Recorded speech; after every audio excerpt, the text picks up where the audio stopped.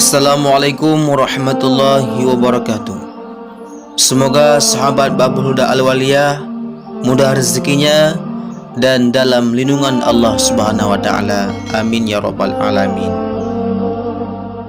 Ada seorang saleh yang mempunyai kedekatan dengan seorang raja. Hampir setiap hari ia datang ke istana untuk memberikan nasihat-nasihat kepada sang raja, yang tidak pernah bosan mendengarkan walau terkadang ia mengulang beberapa kali nasihatnya tersebut. Hal ini bisa terjadi karena ia memang sangat tulus ikhlas, tidak ada pretensi pamrih apapun, khususnya keduniaan. Salah satu nasihat yang sering diulang-ulangnya adalah berbuatlah kebaikan kepada orang yang berakhlak baik, karena orang yang berbuat dan berakhlak jahat akan binasa oleh kejahatannya sendiri. Ternyata ada orang yang tidak suka, bahkan hasut dengan kedekatannya dengan sang raja. Ia selalu mencari jalan bagaimana bisa memisahkan orang saleh tersebut dengan sang raja. Bahkan kalau mungkin membinasakannya, setelah menyusun rencana yang matang, ia datang menghadap sang raja dan berkata, "Wahai sang raja, sesungguhnya orang saleh yang selalu mendatangi engkau itu mengatakan kepada orang-orang di sekitarnya bahwa bau mulutmu sangat busuk. Apa benar seperti itu?" tanya sang raja setengah tidak percaya. Lelaki penghasut itu berkata lagi, "Kalau tuan raja tidak percaya, jika besok ia menghadap ke sini, perintahkanlah ia untuk mendekat, niscaya ia akan menutup hidung dan mulutnya."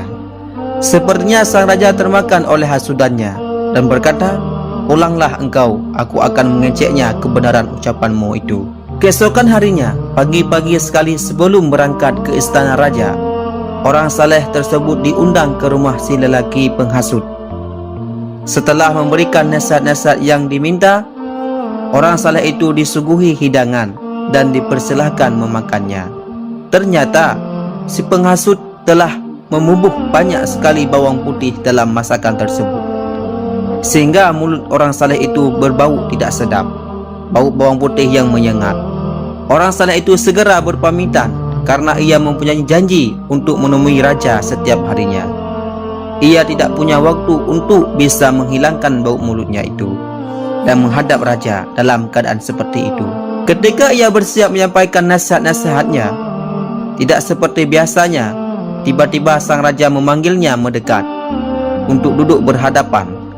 Tetapi hal itu telah diperhitungkan dengan matang oleh sang penghasut. Orang saleh itu karena takut bau mulutnya akan mengganggu sang raja, ia menutup mulutnya. Bahkan sambil memberikan nasihatnya, ia tetap menutup mulutnya dengan tangannya. Melihat sikap orang saleh tersebut, raja jadi membenarkan laporan dari lelaki penghasut. Sebelum pulang, sang raja menulis surat pada salah seorang pembesarnya yang juga salah seorang algojonya. Raja berkata dalam suratnya itu, "Jika surat ini telah engkau terima, hendaklah engkau membunuh dan menguliti pembawa surat ini.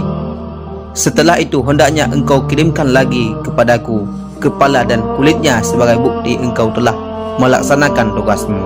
Setelah diberi amplop tertutup dan disegel dengan cap kerajaan, surat itu diserahkan kepada orang saleh itu dan diperintahkan untuk membawanya kepada pembesarnya di suatu tempat. Orang saleh itu menerima surat itu tanpa curiga sama sekali dan segera berangkat menuju tempat yang diperintahkan oleh raja. Lelaki penghasut yang masih terus mengikuti dan mengawasinya terkejut ketika melihat ia masih hidup, bahkan membawa surat dengan amplop khusus dari sang raja. Kata sang penghasut, orang yang memperoleh amplop seperti itu biasanya memperoleh hadiah dan pemberian yang sangat berharga dari raja. Karena memang mempunyai sifat dan watak hasut, sifat iri dan tidak senang jika orang lain mendapat kenikmatan dan menginginkan hilangnya kenikmatan tersebut, ia menghampiri orang saleh itu dan berkata, "Apakah surat itu?" Kata sang penghasut. Orang saleh itu berkata, "Surat ini ditulis sendiri oleh raja dan aku diperintahkan untuk mengantarnya."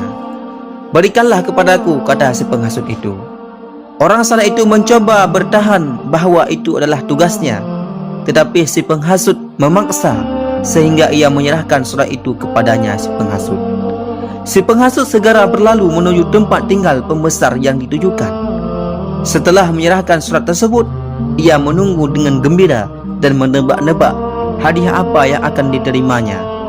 Tetapi tanpa disangka-sangka, pembesar itu memerintahkan para prajuritnya untuk menangkap dan mengikatnya sambil berkata, dalam surat ini raja memerintahkan untuk membunuh orang yang membawa surat ini. Kemudian memenggal dan mengulitinya. Seketika pucat pasi wajah si penghasut itu. Ia berusaha berontak dan berkata, sesungguhnya surat itu bukan untukku. Izinkanlah aku untuk menghadap dan menyampaikan hal ini pada raja. Sang pembesar kerajaan tidak menghiraukan ucapannya itu. Pemberontakannya hanyalah sia-sia belaka karena para prajurit itu begitu kuat memegangnya. Sang pembesar kerajaan berkata, surat raja tidak bisa dibantah dan perintah raja harus segera dilaksanakan. Ia segera disembelih, dipancung kepalanya dan dikuliti, kemudian dikirimkan ke raja. Ketika raja menerimanya, raja terkejut karena bukan kepala orang saleh itu.